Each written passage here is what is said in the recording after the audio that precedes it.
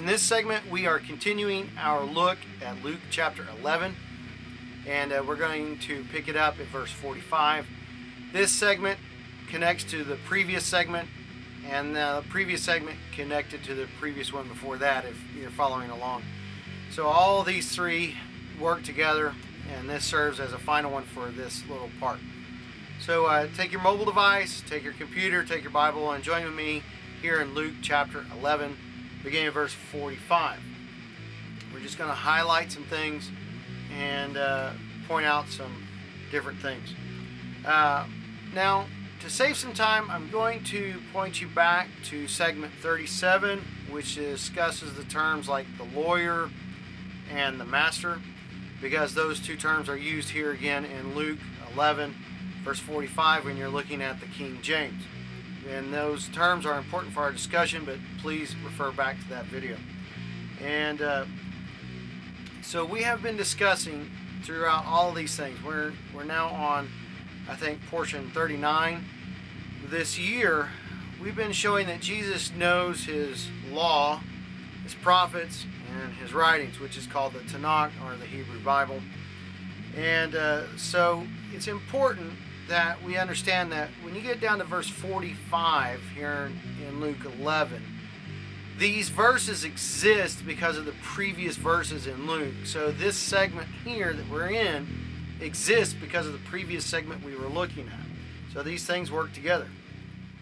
So once we navigate through Luke, through verse 44, right, we have this lawyer who gets upset, and the NIV calls him an expert in the law, and this person feels insulted about what Jesus had just done. So again, the Greek word is nomikos, and that's G3544. So take a look back at the previous segment where we talked about that. I think it was segment 37. Now, just like in the verses above where we are, where Jesus is offering criticism, Jesus is going to offer criticism here as well. And these are uncomfortable passages because of what Jesus is doing. So I want to be a little bit similar to what I did in the previous video, even though we spent a very quick, very fast presentation there about the information to present it in one segment. I want to be generous to this nomikos, to this lawyer, because of some different things that I think are relevant to our discussion. So I personally think that Jesus in context is referring to the experts of the law who were at that dinner, and this becomes important. So in being generous to these Torah experts, I'm going to be going against, I guess, the popular opinion, like I went against the popular opinion about the Pharisees in the previous segment. I'm saying that when Jesus offers his criticism here, he is not against everything that every Torah expert does. And I give you an example from my studies. One of the roles of the Torah experts is to help resolve personal and organizational disputes. And part of that resolution is based around their knowledge of the written law and the oral law, and what the written law, which is the 5 books of Moses, the Pentateuch, has to say about any particular subject, and what the body of work of the oral law had to say about this thing, the oral law which works around it. And Jesus doesn't seem to criticize the Torah experts for helping resolve the disputes and their knowledge about this and in those matters. So the conclusion for me on that is that any interpretation that says Jesus criticized all things lawyer or all things expert in the law is a hasty generalization. And as I said in the previous segment about the Pharisees, a hasty generalization goes against the righteous judgment which Jesus told us that we should have. So the big therefore is every expert in the law is not guilty of every accusation in this passage. So What that means for us is the lawyers or the Torah experts, some of them were wrong, some were not wrong. And we need to keep that in mind as we go through this passage. So Jesus, in his response to the Torah expert, has 3 parts, and we're just going to highlight this. So look at verse 46. You can read it in order to keep this brief here. So Jesus is being critical of the Torah experts, which could have been, or most definitely were, an expert in the written law and probably were an expert in the oral law. Now, because the experts are called upon to help resolve disputes, he is being critical about them. So, in this particular verse here in verse 46, one can become a Torah expert. But as an expert, one cannot place a burden of Torah, whether written or oral, upon another person that they themselves as an expert would not put upon themselves. So it becomes a very difficult thing in this accusation. So let's look at the second part, which is Luke 11, verse 47 to 51. And it's the longest of the 3 parts. There's some discussion among the Bible students and to the extent of this response and its full meaning. But for me, I want to reveal that these verses, chapter 11, verse 47 to 51, reveals Jesus and his knowledge about the interconnection of the Torah and the prophets. So consider this. The law of Moses itself has prophets within it. I'm going to name 3. The prophet Abraham, Navi Abraham, which is in Genesis 20, verse 7, and you can read the context there. You have prophetess Mary, which is Naviya Miriam, which is in Exodus 15, verse 20.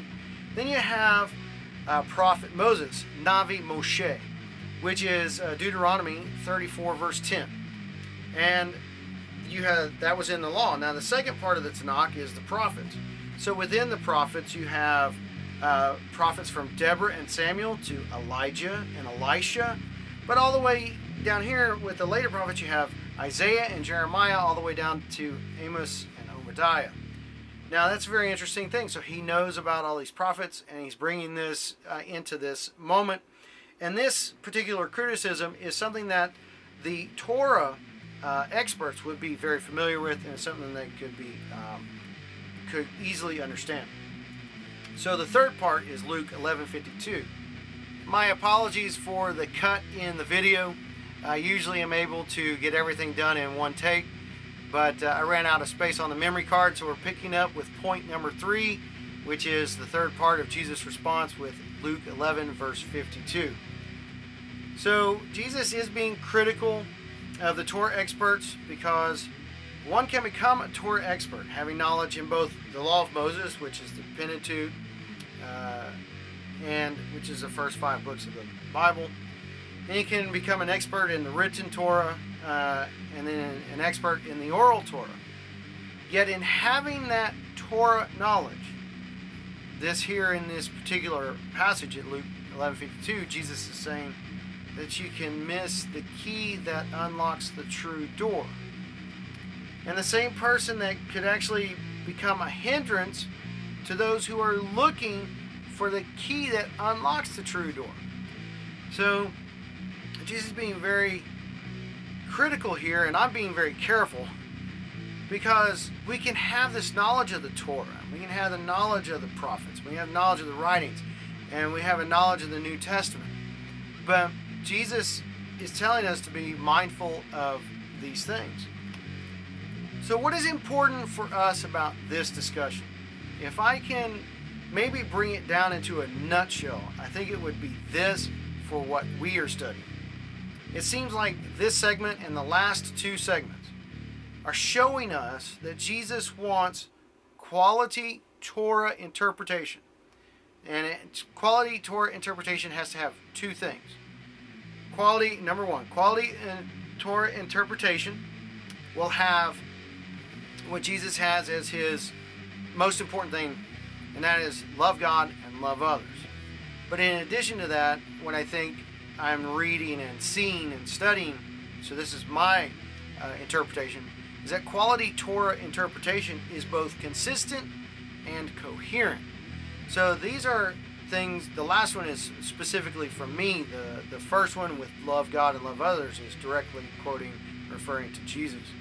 So as we can see, when we're studying the Torah, we're studying the prophets, we're studying the writings, we're studying the New Testament, we're studying the Bible, it becomes very important to keep things, I guess, in their context, but also with what is Jesus really saying?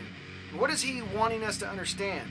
Some of his criticisms are a punch in the gut, which we see here with the lawyer. He goes, this really is an insult. So what sets behind that major punch? And so sitting behind it is the study of the Torah, finding out what is the underlying issues that are not really set down and discussed in great detail within the pages of the New Testament, but are the workings behind why this happens in Luke 11 and the rest of the Gospels. So this becomes very important, and I hope these have helped us in our study.